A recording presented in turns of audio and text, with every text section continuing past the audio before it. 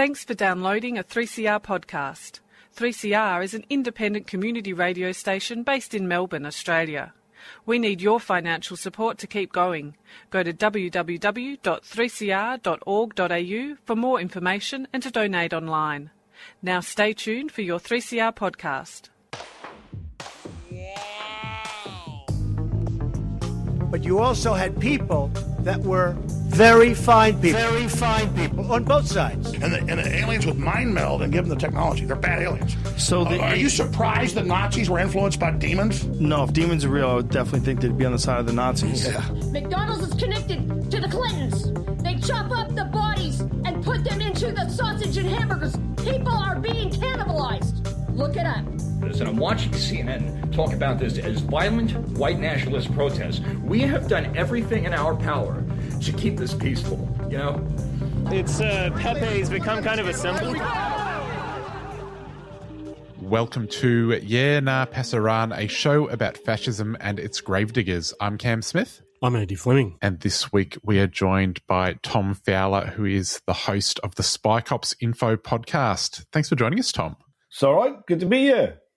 I guess just to begin with, for our listeners in Australia who might not be aware, and I understand this is a bit of a big question, what's a Spycop?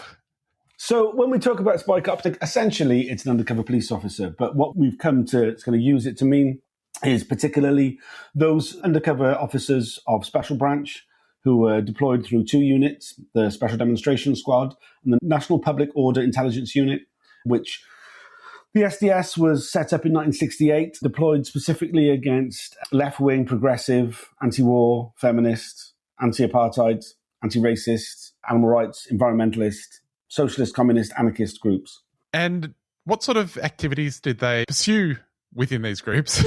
Yeah, sure. One of the main reasons why these deployments came to such attention was fairly early on, they decided in order to build their legend, their undercover identity, that rather than using fake names, they would steal the identities of dead children. They would go to St. Catherine's House, which was the repository of the births, deaths, find someone of around the same age who had died as a child, and take not just their name and date of birth, but also then go and spy on the family, work out the life this person would have had, and then combine it with their own story to create their legend of their undercover identity. They call this the Jackal Run because it appears they simply got the idea from the Frederick Forsyth book and film Day of the Jackal. Fairly early on in their deployments, they discovered that the use of female activists, actually women, it didn't really matter if they were an activist or not, but deceiving women into long-term intimate relationships in order to further their legends, to give them greater ability to infiltrate wider networks, and also as to act as a comfort for the undercover officers whilst deployed in these 5-year deployments. All these officers were married with children. That was a prerequisite of being recruited into the unit. It was considered that you needed to have a wife and children in order to have an anchor in the real world because there was a fear that you might go native. But whilst deployed, in some cases, these officers would deceive anything from one to literally hundreds of women into intimate relationships. In some cases, these relationships resulted in children. Obviously, when these men got to the end of their deployments, they disappeared, leaving behind their children. Yeah, the sort of tactics used by the undercover officers were completely illegal under British law. They didn't even have a warrant to enter people's homes, something which they did as a matter of course. We've heard since 2015, there's been a public inquiry into these deployments, and we've heard from lots of these former undercover officers who have been called to give evidence on the stand. They've repeatedly sort of expressed the belief that because they were in the SDS, that normal rules didn't apply. Essentially, that anything they did was legal because of what their position was. Yeah. Tom, this may seem like a silly question, but can you tell us how many of these men have ended up in prison for their crimes? Oh, none whatsoever. Some of them got MBEs. Most of them were promoted, had very glittering careers. They went on to hold very high positions of office within the police. One of them went on into private industry. Some, because they were Special Branch, most of them were rotated around different roles. So it was very common for former undercover officers to then become close security for leading politicians. Some went on to be the personal bodyguard of Tony Blair. Some went on to set up things like Special Branch Baghdad in the aftermath of the Iraq War.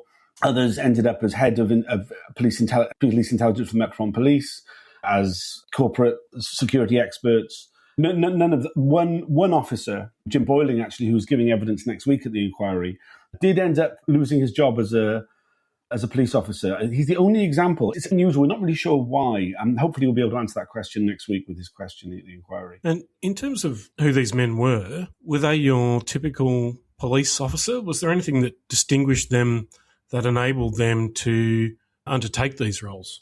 They were already political police. So they're obviously undercover policing is a regular tactic used by police in criminal cases.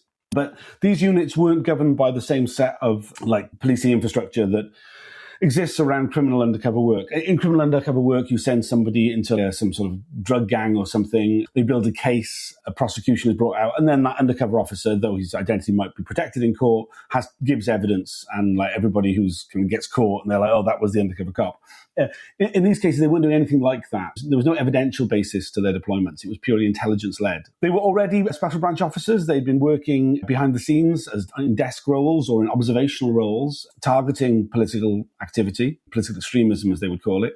And so their recruitment then to become what was known as a deep diver as opposed to a shallow swimmer. So it's quite common for Special Branch to use plainclothes officers who might attend demonstrations, might go to public meetings. These officers wouldn't necessarily have built up any sort of fake identity as such. They wouldn't necessarily be looking to speak to anybody whilst they go to these things.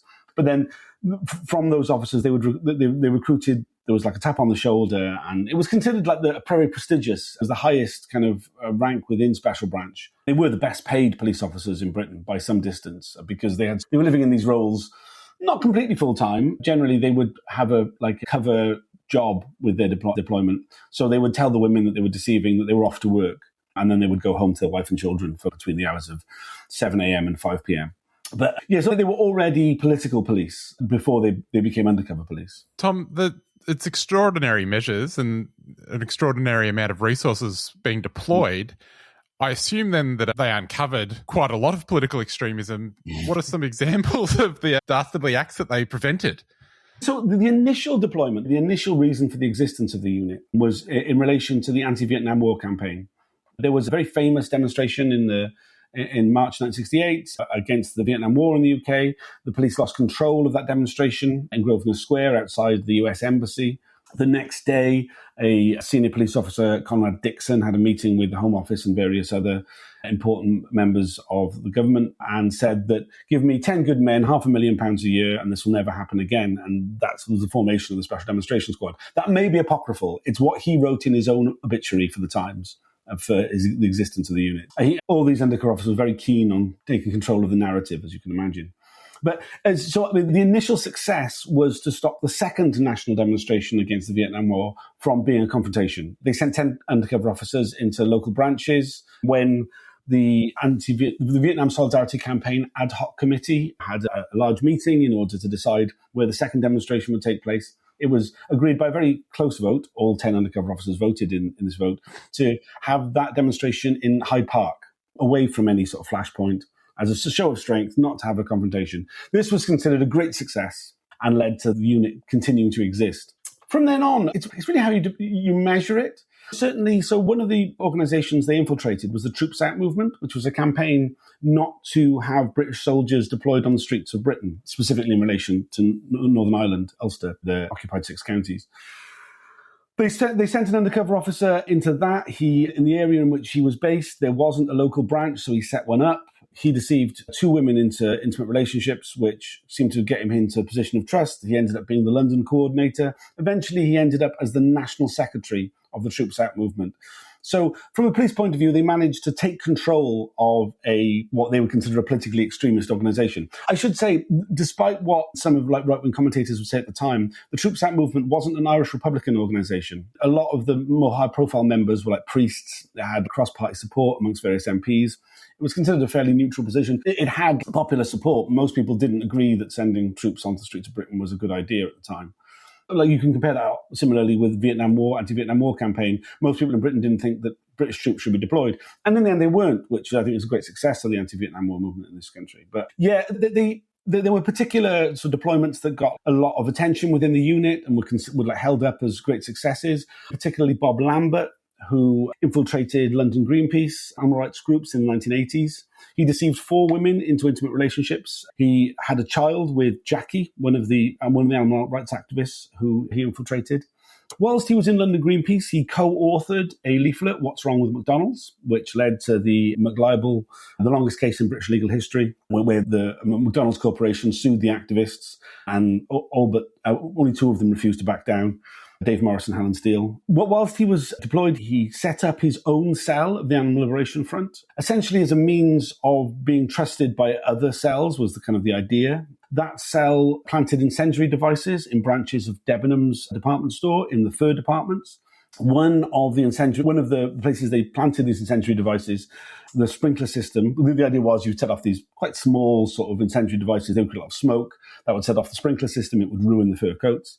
In one of the branches, the sprinkler system didn't go off. It was faulty. It burnt down the department store, costing many millions pounds worth of damage.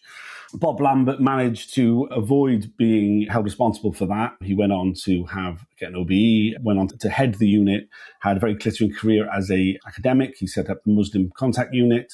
He was involved with Prevent, all sorts of community tension teams, quite influential within British policing. His deployment was considered a success by their metrics, at least. Tom, absent this arson and presumably other similar incidents, much of the spying appears to be essentially political in the sense that it's not concerned with criminal activity. Many of the groups that were spied upon were engaged in lawful activity. How has this played out in the inquiry? This question of what is the basis for these sorts of incredibly intrusive forms of police surveillance? In terms of proportionality, so as far as the inquiry has gone so far, we had an interim report after tranche 1 of the inquiry, which was looking at deployments in the late 60s and 70s.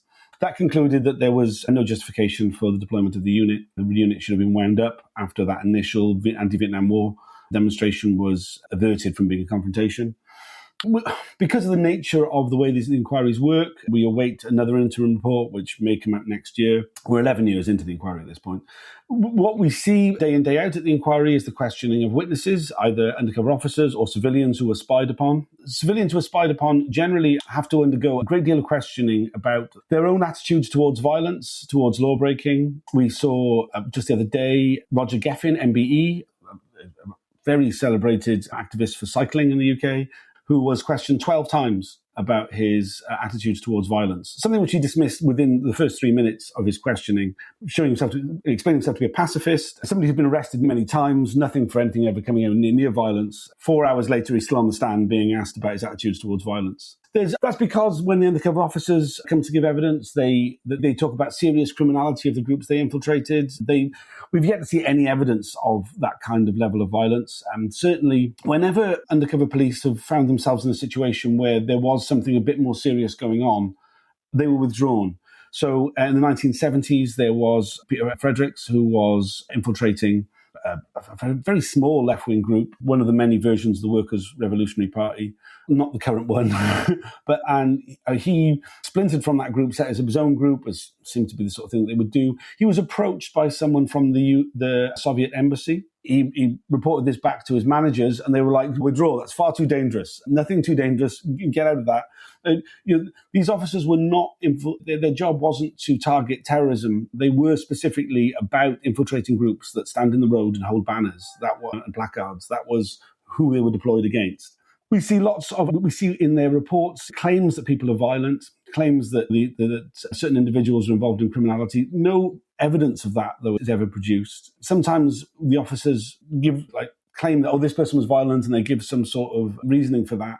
But there's no sign of it in any of their reports from the time. They didn't report it at the time. It appears to be something that they try now and rely on once they've been caught out for their wrongdoing. Tom, were any of these officers discovered at the time of their deployment? And I guess, how did this these 50 years of political spying, how did it begin to unravel? What exposed all this activity? The exposure happened in 2010. There were times in the past where undercover officers did get exposed by activists. Back in the 1970s, Rick Clark, the officer who ended up as National Secretary of the Troops Out movement, he was exposed by activists within Big Flame, who did a great deal of research into him and presented him with his own death certificate. I mean, he managed to get out of that situation. They withdrew him. Members of Big Flame were terrified by the experience. They wrote a dossier. They tried to get it to a journalist. Nobody would touch it. This incident never really got any kind of further traction. It was only really... when Helen Steele, who was one of Libel 2, set up essentially by Bob Lambert, she was also deceived into a long-term intimate relationship by another undercover officer, John Dines. John Dines, actually, who works these days in Australia teaching police ethics. It says it all, really. When he disappeared, she did a lot of research, tried to find him. Initially motivated out of genuine concern, these undercover officers, with their exfiltration strategies, heavily used trauma as a means of covering their tracks. And out of great concern for him and his mental well-being, she desperately tried to find him. She came to the conclusion that he was an undercover police officer, travelled across the world, went to New Zealand, to Australia. She eventually did track him down, by which point the unit was fully exposed, but she spent decades doing that. And whenever there was a rumour of somebody else who believed that their ex-partner disappeared and was an activist, may have been an undercover police officer, she tracked them down. And it was a group of the women who were deceived into these relationships who did so much of the detective work in piecing this stuff together. They've written a book, Deep Deception. It's now the subject of an ITV documentary, Undercover Love and Lies Exposed, that tells the stories of the women doing that.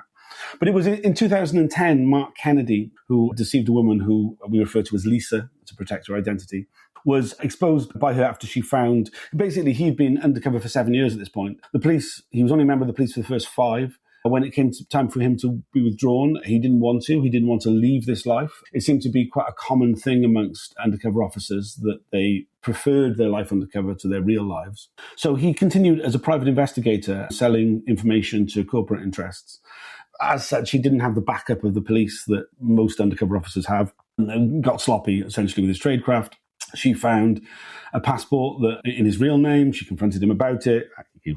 He did a whole bunch of bullshit lies and essentially attempted to have a nervous breakdown in front of her in order to hide the fact. He came up with a ridiculous story. But in the fullness of time, they got to the decision that, he was an undercover officer. They confronted him about it at a meeting, which he left from. That went public. This led to a number of journalists, Rob Evans and Paul Lewis at The Guardian, running stories about it, trying to get in contact with other people who had similar stories. For example, my own group in South Wales Anarchists got in touch about somebody who had been a part of our group who disappeared or moved abroad some year or so earlier. And they were able to take the police and say, we're going to run this on the front page. The police were like, don't do that. These officers are deployed elsewhere. Give us 3 days to withdraw them before you run these stories. Which kind of gave the confirmation for it and, kind of started the dominoes falling around this unit. It was when it was exposed that the family of Stephen Lawrence was a black teenager who was murdered in a racist attack, whose family spent many decades trying to get the police to do their jobs and hold the killers to account. When it was found out that they had been infiltrated, and it turns out that pretty much any family campaign for justice after a racist murder or in police custody were also being spied on by undercover officers. That's what led to the public inquiry being called. Also, an undercover officer, Peter Francis, one of the undercover officers, went whistleblower in 2009. And actually was reading his interview in The Observer, where he explained the method of 5-year deployment, the withdrawal, the exfiltration strategy, the use of trauma, that alerted so many people that their suspicions might be correct. And that kind of, it all came together, really. Tom, the inquiry's been going for over 10 years now. Why has it gone on so long? The first 5 years of the inquiry, so it was called in 2014, it started in 2015, and we just had pre-inquiry hearings for 5 years. Largely, that was due to the fact that the undercover police were desperately trying to get anonymity. It was very successful in the majority of undercover officers. We still don't know their real names. We don't even know their cover names. So there are a great many people who were affected by the deployment of undercover officers who still have no idea, because though we know that there was HN116 who was deployed at a certain time period, we don't know who that officer was, so we were unable to kind of cross-reference against contemporaneous photographs to get in touch with people who were around at the time. They brought a number of judicial reviews. This slowed down the process immensely. The disclosure of the police files. The police said, we've destroyed all the files. There aren't any of the files. As it turns out, because they were sending all these files on to MI5, MI5 would get copies. And actually, MI5, weirdly, was much more willing to cooperate with the inquiry than the police were. So we got the majority of those files, which I'm afraid ran out in about 1996 because they stopped sending their files to MI5 at that point.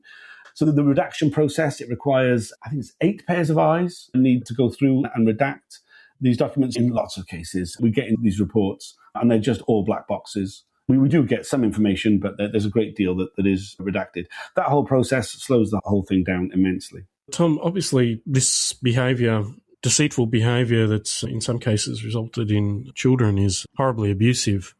Can you talk or just speak a little more about the impact that this kind of predation has had, and what are the demands being made to hold these men and the institution accountable for its actions? In terms of the emotional impact, I don't think you can't overstate it really. It's absolutely debilitating. So for some of the people affected, some of the women affected by these long-term relationships, particularly those that resulted in children, it has totally upended their lives. But in a lot of cases, in some ways, it's the women who didn't have children, who spent their most fertile years, as they put it, in relationships with these men, didn't have children, would have loved to have had children, didn't end up having children due to the way that their trust issues have been totally destroyed. They never ended up having a relationship that resulted in children. In some cases, they were lucky enough to, but others they didn't. I don't want to get too specific about the psychological damage on the women because these are my comrades, friends. They speak for themselves. I really would recommend people check out Deep Deception. Police Spies Out of Lives is the campaign group and support group of the women. They have a website. I recommend reading their stories, which are on there. But incredibly significant. And also to say those people who didn't have sexual relationships with undercover officers are often very, very heavily damaged by that experience as well. These people were often considered close friends. There was a mixture with these undercover officers. Some didn't manage to make close personal connections with people. Others very much did and were very well liked. And the most successful ones were well liked. That's just the nature of this kind of work. That's had a huge psychological impact on the ability of people, not just to engage in political activity, which obviously has been enormously damaged, but also just to maintain personal relationships. In terms of the demands, we demand the release of the cover names. We'd add the real names as well, but the demand is for the cover names. We believe that people should be able to see their files. All the work of these undercover officers was to update the registry files, which are held on people of interest. These files remain secret, and none of us have been able to see any of them. We just get those twice weekly reports that they were submitting, which I have then heavily redacted. So there's a request for that. There's a call by Police Spies Out of Lives for a change in the law to make sex by deception an offence, to prevent the use of sex as a tool of undercover policing. Because though it's being denied, it's very clear, and we see it in the SDS Tradecraft Manual, that the use of sex was a key part of the tools that undercover police used as part of their deployments and part of their infiltration. Tom, this demand for a change in the legislation, there have been some changes to UK legislation around undercover policing, particularly that I understand that police are absolved of all criminal responsibility for things that they do while undercover. Yeah, so the Covert Human Intelligence Sources (Criminal Conduct Act of 2022, which was brought in by the Conservative government, but with the support of the Labour Party, which had recently been taken over by Keir Starmer, the current Prime Minister. This puts a legislative footing on the whole deployment of both undercover officers and other agents of the state, the CHIS, Covert Human Intelligence Sources. This allows anybody who is employed as an agent of the state to break any law, including torture, rape, murder, if it is in the furtherance of what the state's asking them to do. This is something which, in theory, the idea of a public inquiry is that the public inquiry should conclude before the government legislates on such matters. Obviously, we have no constitution in this country and the government can do as it likes. The fact that the Labour Party, whilst in opposition, didn't oppose this bill, in fact, did a 3-line whip to vote for it. It reprimanded its MPs who voted against it. This was part of a wider kind of war on the left by the then new leadership of the Labour Party. Yeah, essentially, things are objectively worse. I think it's fair to say that when it comes to all forms of policing of protest in the UK, things are objectively worse across the board. Tom, in terms of your own reportage, what kinds of limits are there on what you can... Because I understand you're attending the hearings, you're reporting almost live. Yeah. What's been your experience to be present in court during the hearings, and what are the limitations on your own kind of ability to convey to the public what's going on? Yeah, I must stress, I didn't intend to become some sort of journalist or something. Essentially, I was one of the first people to bring civil litigation against the police for the deployment of undercover officers, alongside 2 of my comrades in South Wales, who were both women who were deceived into intimate relationships. We brought a case at the same time as 8 of the women from around the country who brought a case. And we found ourselves in court, mostly in pre-hearing. It took 7 years in that civil litigation. And I'm very much someone who turns up for things. And I found myself in court with nothing really to do. Once you've had that initial meeting with your lawyer, you sit at the back of the room whilst the legal process plays out. Every hour or two, someone asks you a question, which you then have to relay through a paralegal back to your solicitor, who relays it to your barrister. And I was sat in court with nothing really to do, so I started using Twitter to report on what was being said, because we were discovering little tidbits of information. I carried on. I did that both at my own hearings and any hearing to do with undercover policing. When the public inquiry was called, I continued to do that. As there's been a general lack of interest from mainstream media publications, I've expanded that to doing videos and podcast recordings, doing interviews and chats with people who are also affected, academics, activists, lawyers, so on.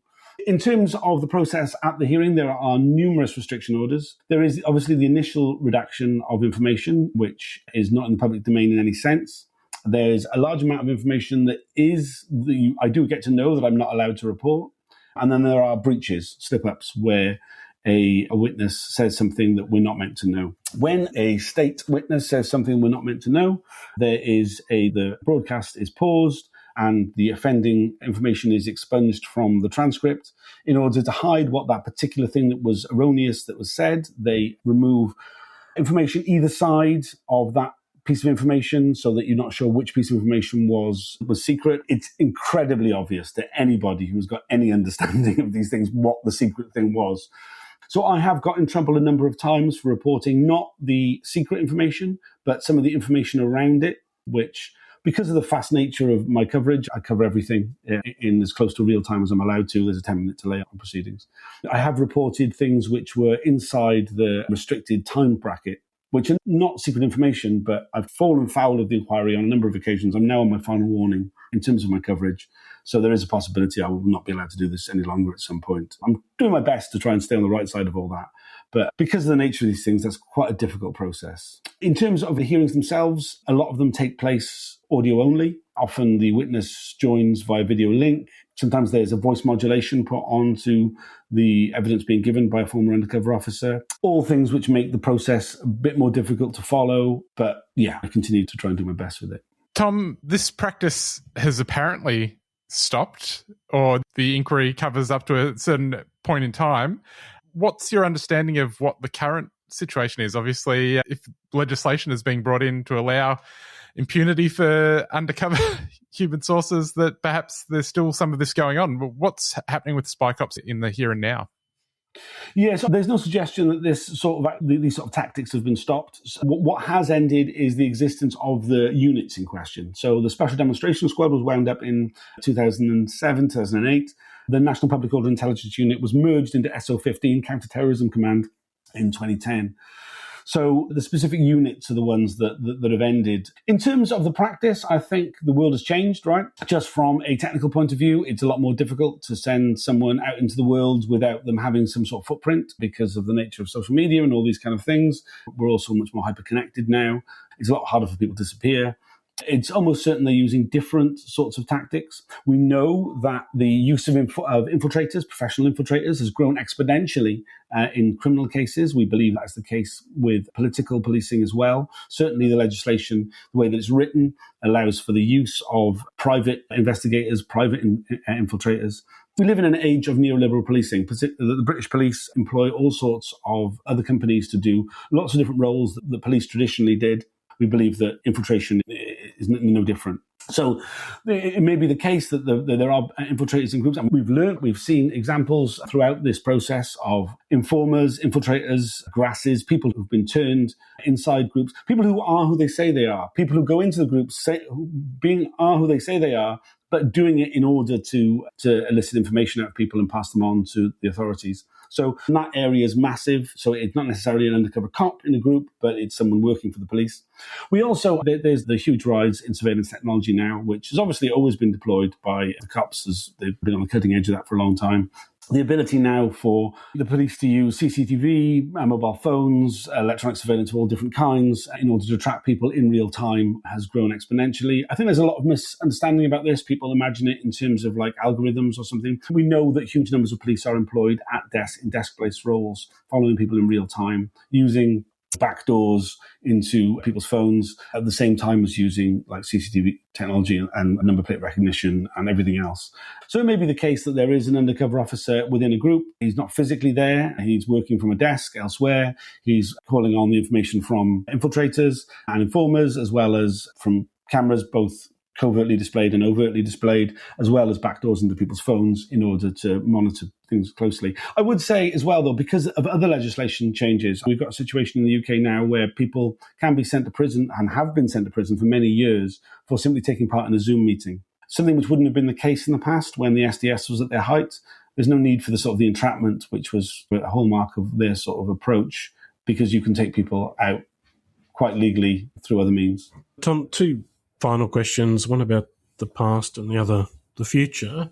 First, how successful do you think, based on your own observation, how successful were the Spycops in disrupting various forms of political activism in the UK? And secondly, having knowledge of this history, what lessons do you think can be drawn from these activities, and how do you think political groups and social movements can better respond to future police disruption? I think in terms of how successful they were, so supposedly the twin aims of the SDS were preventing public disorder and countering subversion. But the reality is there was a third one, which was to discredit, destabilise and destroy social movements. The vast majority of the organisations that these undercover police infiltrated now no longer exist, or if they do continue to exist, in a very truncated form. By that metric alone, they were incredibly successful. Huge numbers of people have been intimidated out of taking political action. I think they did not prevent a great number of phenomenal, inspiring actions from taking place, campaigns from winning their aims. Like, there were no troops put on the ground in Vietnam from the UK. The apartheid South Africa did fall, despite the best efforts of the British state to prop it up.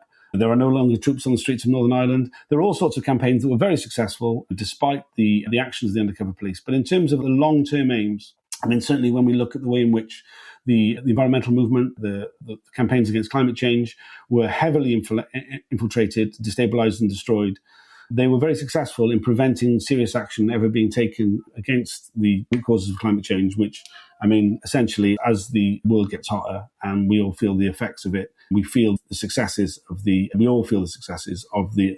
undercover deployments as flooding and heat waves kind of get worse and worse.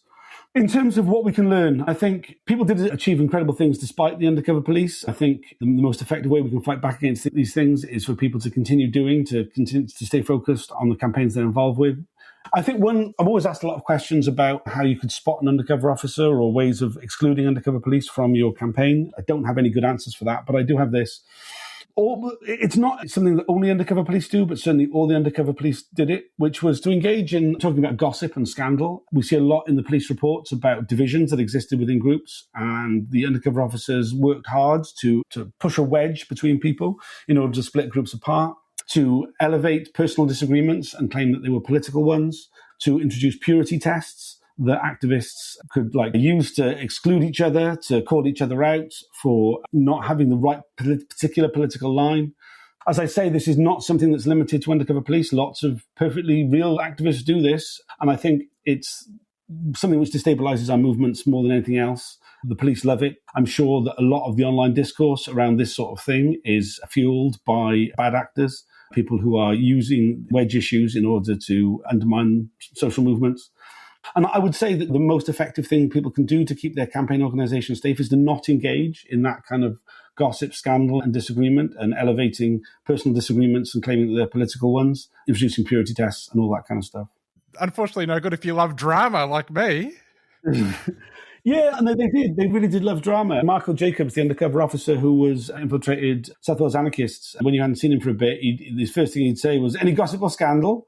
We hear a lot about the undercover officers with those activists that they developed matehood with, using a lot of their time to slag off, to take the piss out of other activists, to deride their lifestyle choices, to make out that they were not serious people, to like just rolling their eyes at the... Obviously, when you're involved in political activism, there are moments of high farce, like just accentuating those, highlighting them and making out that people are idiots, people are stupid, people are dirty, all this kind of stuff. I get that all that kind of thing is attractive to us. We're only human. The soap opera of these things does spark something in our minds that we're interested in it. But I think that has done more to undermine... That is the most successful thing the Undercover Cops did, by their own metrics. And yeah, I would really, as much as attractive as it might be, I would say refraining from that sort of behaviour is the best defence against undercover policing. On that note, we'll leave it there. Tom, thanks so much for joining us. If people want to find out more, you have a podcast, the Spycops Info Podcast, and people can follow your tweets at Tom B. Fowler. That is, if you don't get kicked out of court for tweeting non-secret secrets, or secret non-secrets, I should say. Tom, thanks so much for joining us. Yeah, cheers for having me. You can find everything at spycops.info, and if you look up the hashtag Spycops on any social media, you'll find the latest stuff. Andy, that is our program. Just a reminder, it is a subscriber drive at 3CR for the next little bit. So if you are interested in hearing more stuff like this, you can support the station by subscribing. Go to 3cr.org.au/subscribe to find out more. We'll see you next week. Please do. We appreciate it. Yes, we'll see you next week. Did you know that 3CR first went to air in 1976? That's right, we're turning 50 this year. Right from the start, we prioritized progressive voices, First Nations issues, local music, alternative perspectives and truth-telling. 50 years on, it's clear that independent, local media continues to be vital, and that there's a strong need for media that shines a light on injustice and gives voice to a vision for a better world. Are you a current subscriber? We really need you. Subscribe today and help us celebrate 50 years on air. Go to 3cr.org.au or call 0394198377. Public transport's great. What's not great is that unless you've got a radio with you, you can't listen to 3CR when you're on it. Until now. The Community Radio Plus app lets you listen to us wherever you are. Get on board and search Community Radio Plus wherever you get your apps.